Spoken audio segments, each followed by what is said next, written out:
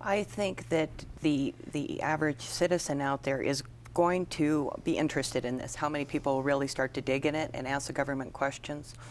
I don't know. It may cause the government a few more questions, but they are holding a tremendous amount of our money, and they really owe it to us to show us how exactly it's being spent. For those who believe that more money should be going to these programs, then transparency works for them too. If they believe we're spending the money correctly, then there should be no problem with showing the citizens, this is why we need another tax increase, because here's our books. Look at it yourselves, you judge.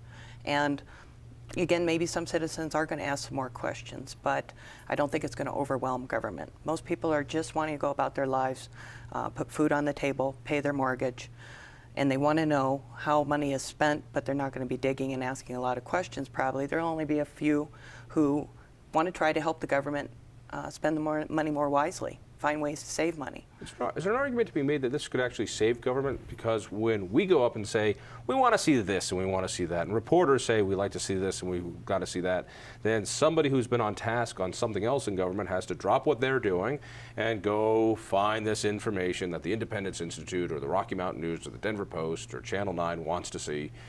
If they put it online, does that save a step? It very well could. I mean, exactly. If 5 different groups are asking for the information or different sets of information, and they're spending this time having to respond to all these requests when they could just take the proactive effort of putting it together and putting it online and opening the books and letting everybody look at it. It could definitely save them time. And to Natalie's last comment, there's a great quote I saw from one of our friends in Texas who's pushing transparency as to whether how this helps governments. And that's, if you can't defend it, don't spend it. So, I mean, you put the public in charge of the process, and it makes the school administrator or the government official look more closely at everything they're spending, thinking every time they're thinking, well, can I justify this to the public? If you can't defend it, don't spend it. It's a good line. Why don't we say we said it? We don't need any Texan taking credit for that. That's a good line. You made that up, didn't you? Just now. Just now. Terrific. The governor has been under pressure to do this. There was a House editorial to do it on the state level. During his State of the State address, he said he was going to work with a state treasurer who ran 2 years ago on the idea of having transparency. And again, what we want to make clear is transparency isn't seeing the budget numbers.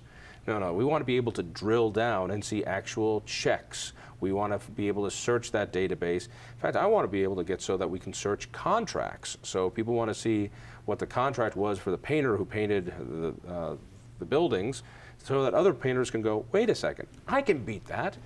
How's that gone so far? Let's bring it over here. Now, the governor says we're gonna do this on the state level. So far, he hasn't. Why not? I'm not really sure. I mean, there was a legislation brought forward by Representative Marostica. He'd brought forward legislation 2 years ago, and the legislature had told him this was going to cost some outrageous amount of money, which is an obvious distortion. And so the bill died. He was going to bring the bill back this year, and then all of a sudden, in his State of the State speech, the governor says, and I believe Marostica has pulled that because the governor says he's going to do it. Now, we've been in contact with the folks down at the state. We had meetings with their IT department, and get this one amazes me. How much will it cost to get the state's check register online? $12,000. Not millions, $12,000. And it can be done in a matter of weeks, as I understand. He said it could be done in about 4 weeks. We're talking 4 weeks, 12 grand. We could have all this done. But so far, I haven't seen it happen. Beyond doing it on the state level, why is it important to do it on these other governments? I mean, the governor can talk about the state, but he has no control over the school districts, he has no control over the counties, he has no control over the cities, he has no control over the special districts, the parks and recs districts, the 3,000 other governments which make up the bulk of our government here. Every single entity believes they need more money. They need to see what they're spending money on right now. I don't believe they're really taking a good look at that. This is exactly the quote from Texas's comptroller, in that they didn't even realize themselves how much money they could save until they put it into the searchable database and used it themselves. I think Governor Ritter had a great line in the State of the State where now that they've started to look into putting the checkbook online, they've already seen that they could save over $500,000 just by consolidating cell phone contracts. If you look at Jefferson County schools, tremendous amount of teachers have cell phone contracts. individually. So each one of them is paying this bill through the credit card system that the taxpayers pay for. If we look at a school district in a big picture and consolidate all of these expenditures and maximize savings by bidders being able to see what we're spending money on, every single entity that says they need more money probably has a lot of that money right there they can find just by putting the word out and sharing this information with businesses, taxpayers. How can we save money? What are we spending it on? Just put together a nice little backgrounder available at our website, independenceinstitute.org. How's that for a nice, smooth promo? What does it say? What does it say about school districts particularly? Particularly, we have in Colorado about $8 billion a year going into schools. $8 billion. About $8 billion, or close to like $10,000 per student. And it just simply says that if we're going to have a truly public education system, the way we can improve that is to give public accountability, is to open up the books online in a way that people can access and look at the information and assess it for themselves honestly.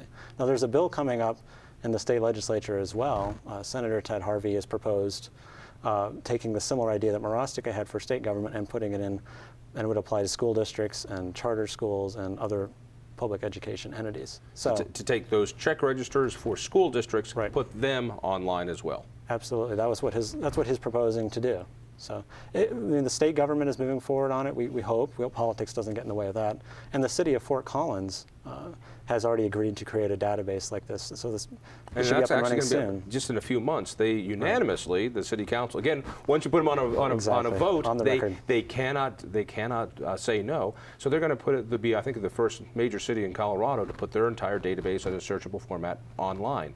So how does it look politically? You think it's going to happen? I really don't know how it's going to play out, because this issue is kind of brand new as far as the school district aspect of it. We have a couple of school districts in Colorado that have done the very, very simple task of taking their check register and turning them into little PDF documents and posting them online. Well, there's no way to search it. But there's no way to search it. All. Right. So it's a hurrah! It's a little bit of a step toward transparency, but we don't have any school districts that are actually doing this yet. So in the meantime, it's going to be left to citizen activists like you to spend hundreds of dollars of your own money and build your own databases to prove it can be done. All right, give a plug for it. It's NatalieMenten.com. What are people going to find there? They are going to find out how tips on going to their own governments and how to request records, whether it be spending records or anything that may fall under the Colorado Open Records Act. They're going to find out the other states that have enacted transparency, the benefits to it, the savings, along with being able to use, in Jefferson County, anybody who owns a business and wants to bid for some of the Jefferson County school money, I would encourage them to look in there. Natalie, I appreciate it. Ben, as always, thanks. Tell you what, check out more on this. Go to the Independence website, independenceinstitute.org. Check out some podcasts at ivoices.org. Please listen for me late nights on 850 KOA. And whatever you do, tell a friend. We'll see you next week.